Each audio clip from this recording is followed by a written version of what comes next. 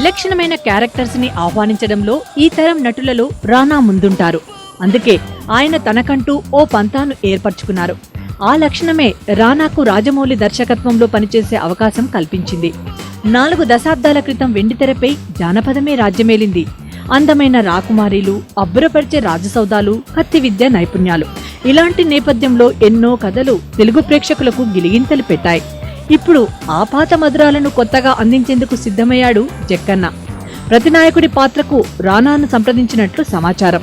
ప్రభాస్ హీరోగా నిర్మించే ఈ మూవీ తెలుగులోనే భారీ చిత్రంగా రూపొందుకోనుంది.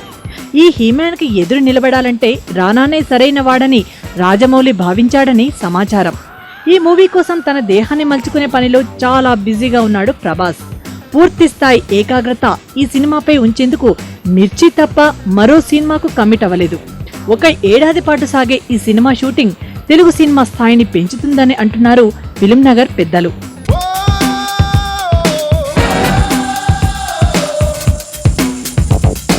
రాజశ్రీ తెలుగు నుండి ఈ రిపోర్ట్ అందిస్తున్నది కుమార్.